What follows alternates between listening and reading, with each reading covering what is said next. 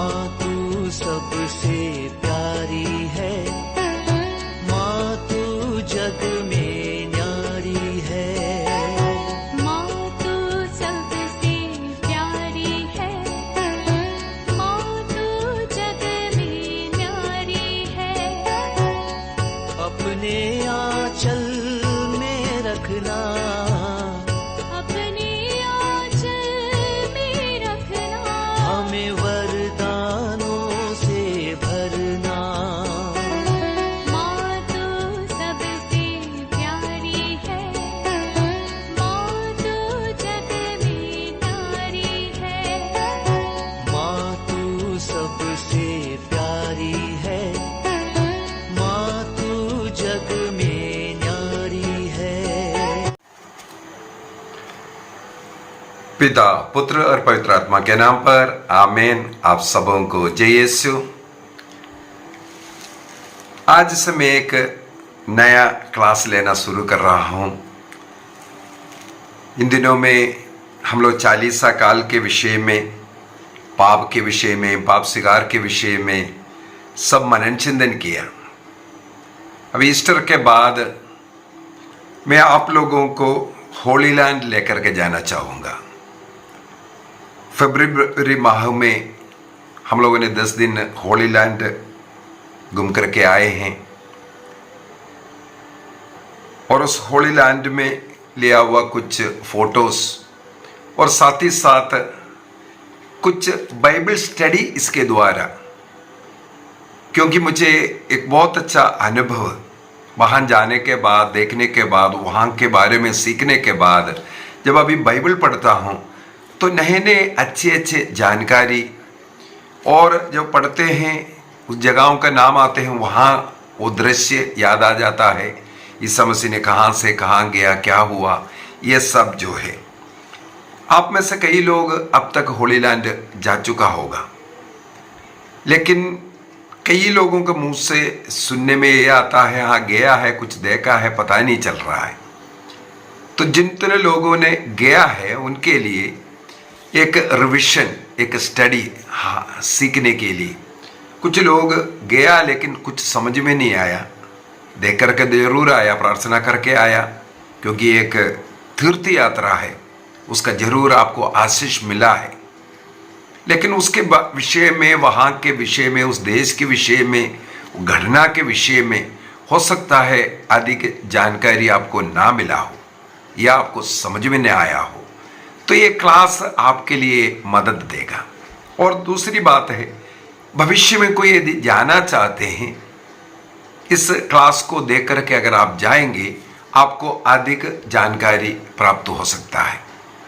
क्योंकि कई लोग जाते हैं, हाँ कुछ जगह देख करके आया, थोड़ा प्रार्थना करके आया, जरूर तीर्थ यात्रा का एक अनुभव उन्हें मिला होगा।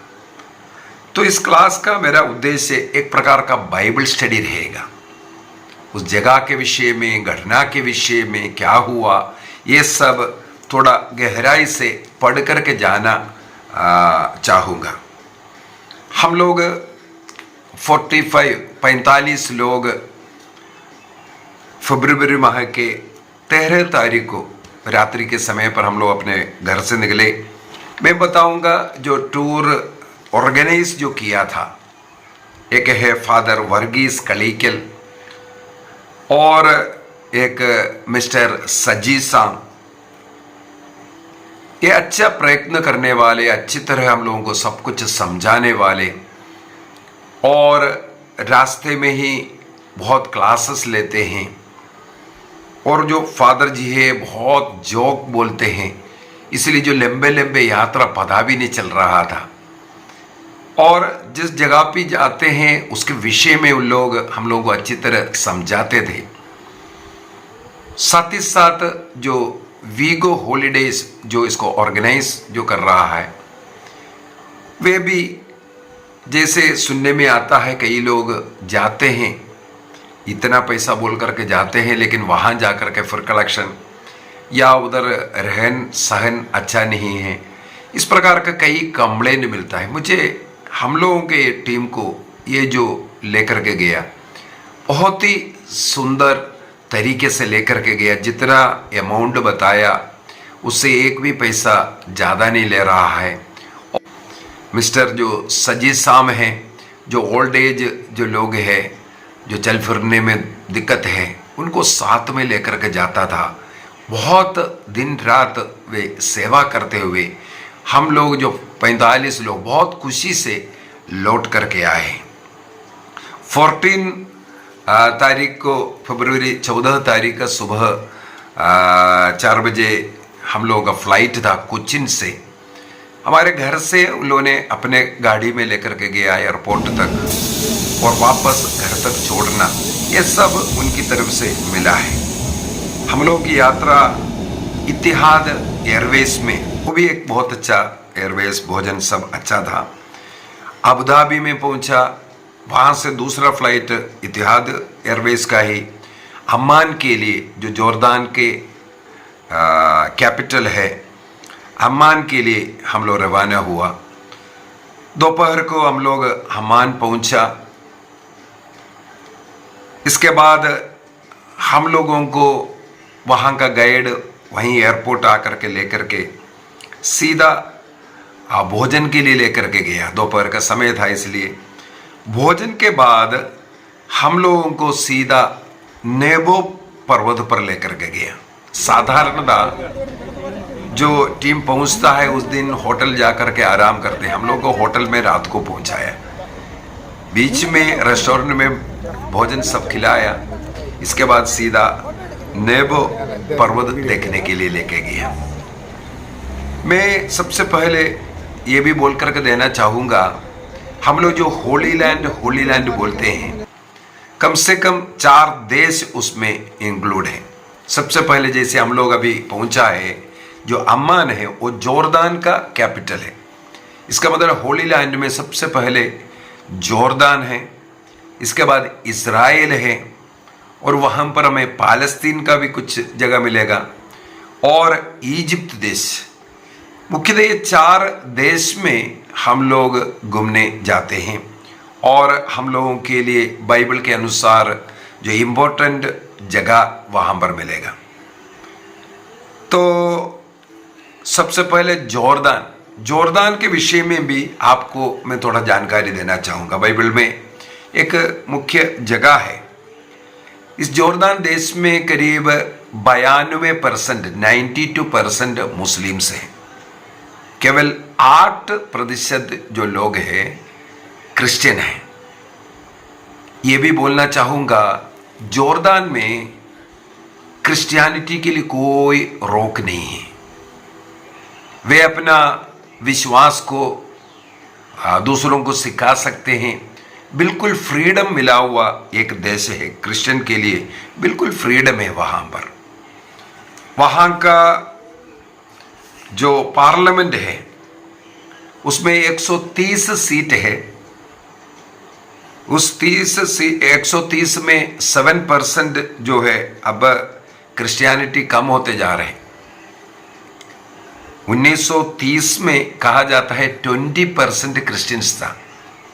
1930 में 20% क्रिश्चियन था, वो आज आकर के 7%, 8% तक नीचे आ गया है। करीब 2.5 लाख क्रिश्चियंस जॉर्दान देश में रहते हैं।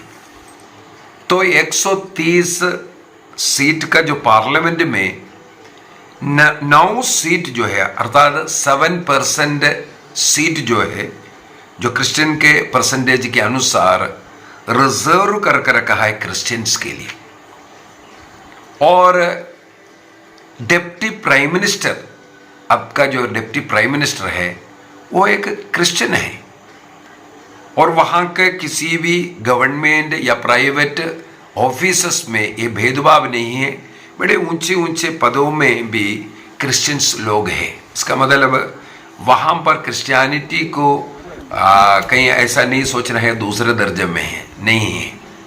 वहाँ ये नियम भी है, जो लोग इतवार को जो ड्यूटी करने जाते हैं, उनके ऑफिस चाहे प्राइवेट हो या सरकारी ऑफिस, मिस्सा बलिदान के लिए, संडे मास के लिए अलाउड है। क्रिश्चियंस के लिए संडे मास में जाना अलाउड करके रखा है, चाहे प्राइवेट हो चाहे गवर्नमेंट ऑफिस हो, वहां से। अब ये परसेंटेज नीचे जाने का एक कारण ये स्टडी ये बताता है। सबसे पहली बात है बर्थ रेट जो है क्रिश्चियंस का बहुत कम है, और जो मुस्लिम्स का जो है वो बहुत ज़्यादा है। इस कारण एक कारण यही है। दूसरा, आज़ादी तो है, फ्रीडम तो है, गवर्नमेंट की तरफ से कोई रुकावट नहीं है। आप क्रिश्चियनिटी का प्रचार कर सकता है, आप कन्वर्शन भी कर सकता है, लेकिन वहाँ का जो कुछ लोकल नियम है मुस्लिम्स का, वो बहुत कठोर है। इवन सुप्रीम कोर्ट भी उसको मानता है। उनका जो लोकल जो जातीय जो नियम है उसके अंदर किसी भी मुस्लिम्स को क्रिश्चियन बनना बहुत ही मुश्किल है। प्रचार कर सकता है, सब कुछ का आज़ादी है, लेकिन कुछ लोकल बॉडी नियम है मुस्लिम्स का, वो बहुत जो कन्वर्शन होने नहीं देता है। और तीसरा एक पॉइंट ये है, हमारे क्रिश्चियन युवतियों का, बेटियों का विवाह मुस्लिम्स के साथ होता है, तो संख्या यहाँ से कम होकर वहाँ इंक्रीज करवा रहा है, लेकिन वहाँ से इस तरफ नहीं होता है। तो इस कारण हर वर्ष क्रिश्चियंस का परसेंटेज कम हो रहा है। ये मुख्यतः ये 3 कारण से।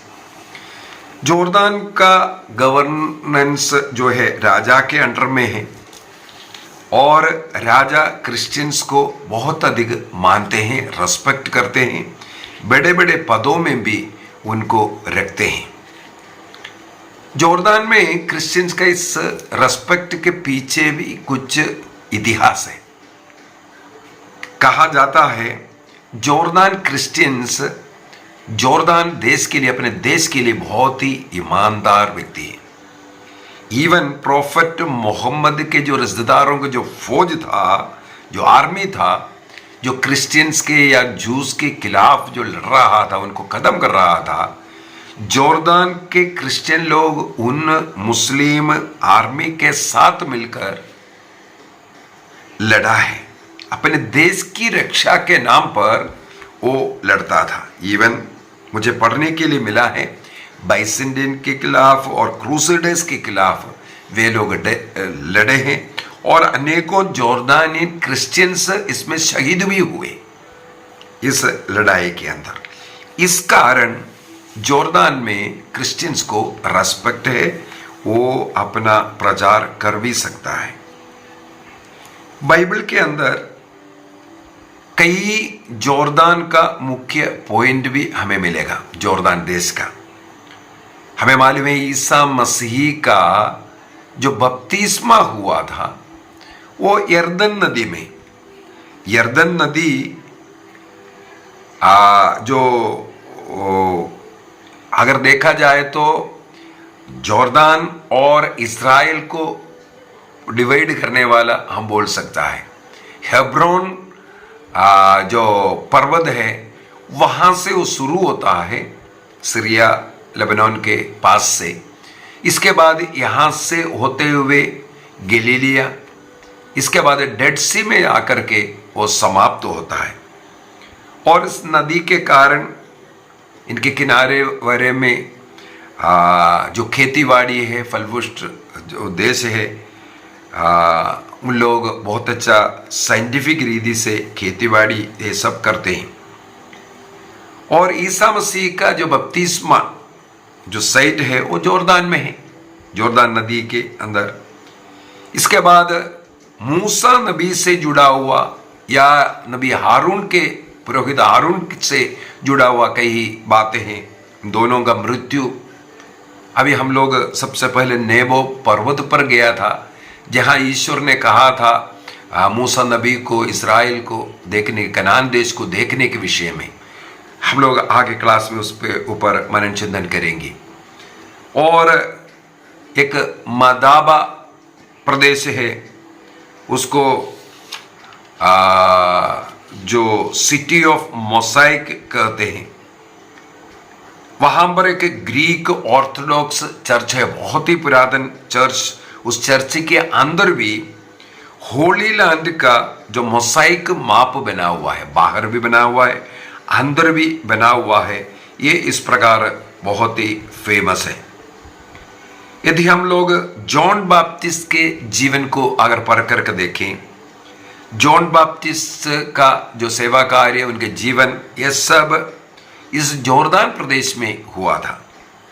उनका जेलवास या उनका जो मृत्यु, यह सब मखरूस जो पर्वत है वहां पर हुआ था, उस जगह पर यह सब है।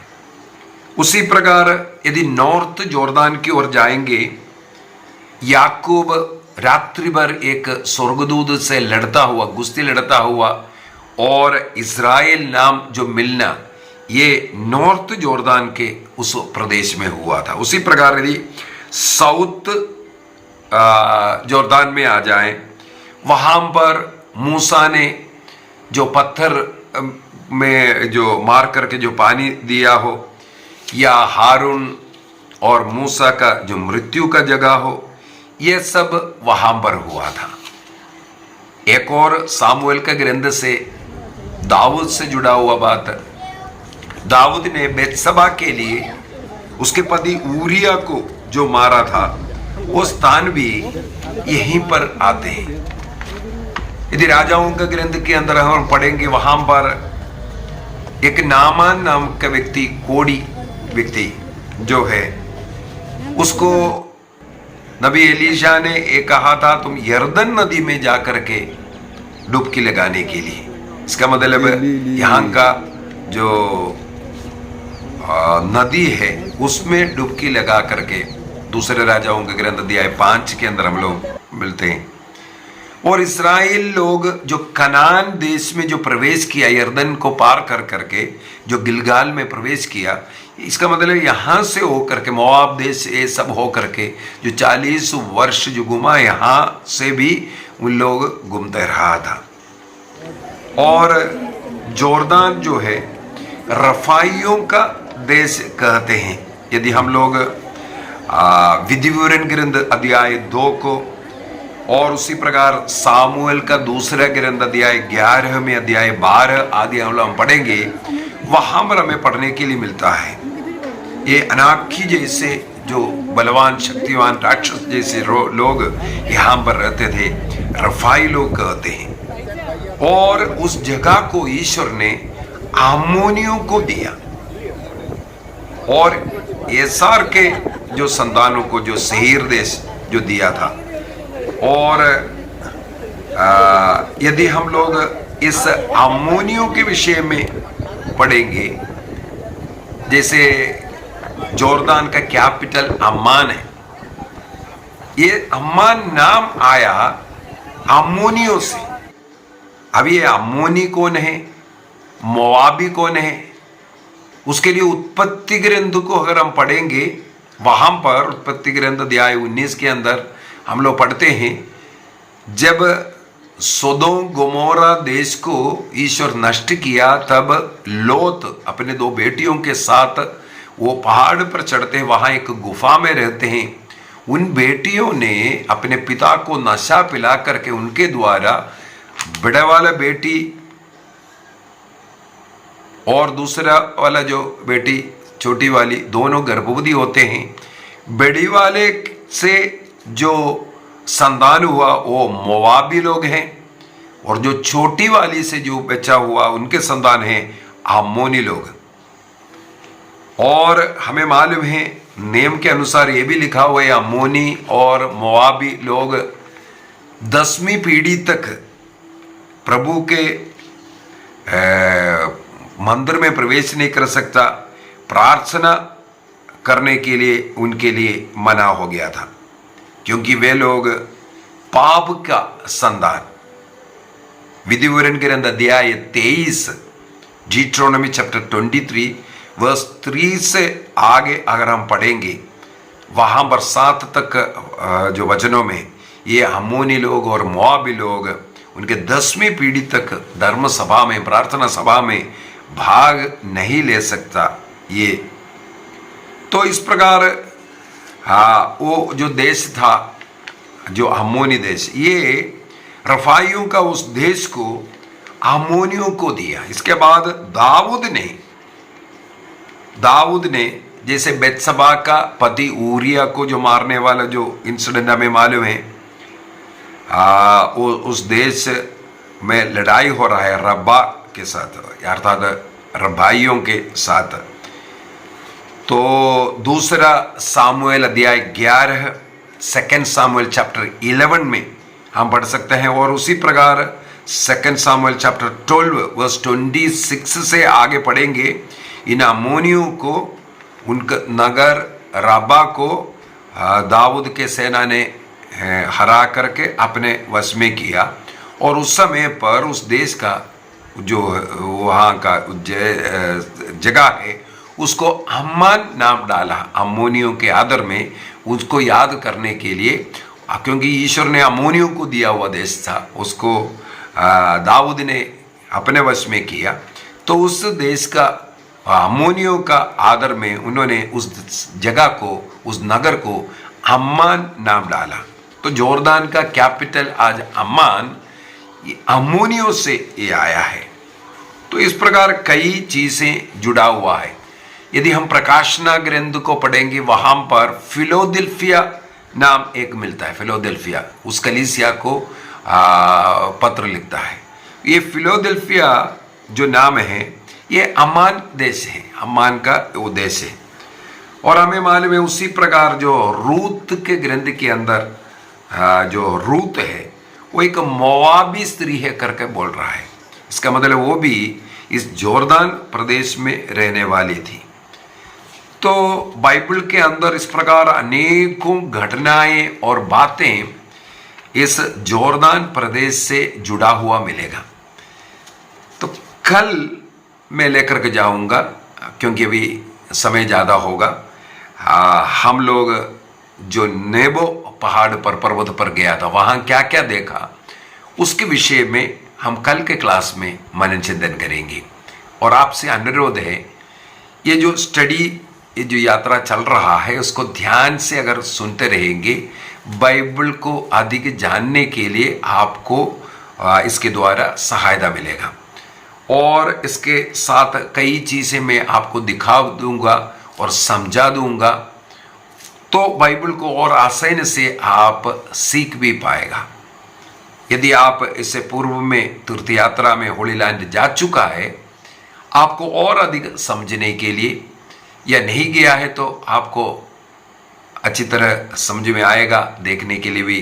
और मैं हर जगह के विषय में थोड़ा बहुत बता करके देते रहूँगा, उस जगह के विषय में या वहाँ क्या क्या हुआ इसके विषय में, और हमारे बाइबल के अनुसार उस जगह को क्या इम्पोर्टेंस है इसके विषय में बताते रहूँगा, ताकि हम उस जगह को और बाइबल के उस भाग को समझ पाए।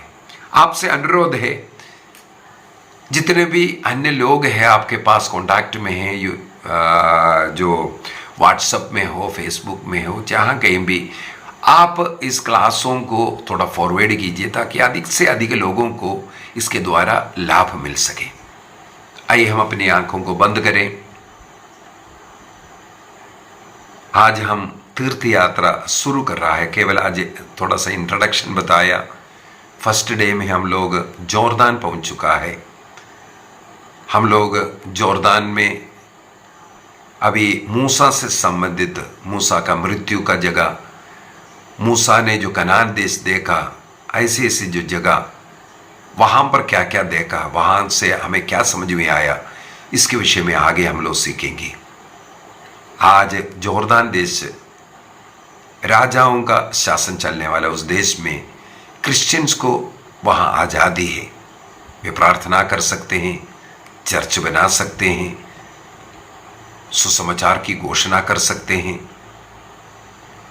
कन्वर्शन भी कर सकते हैं। आज़ादी तो है। और उस देश में अच्छे अच्छे स्थानों पर इवन डिप्टी प्राइम मिनिस्टर आज का वो एक क्रिश्चियन है। उस देश के लिए हम प्रार्थना करेंगे। उस देश में क्रिश्चियों की संख्या बहुत नीचे चलते आ रहा है। बीती कुछ वर्षों में विश्वासियों की संख्या कम होते जा रहा है।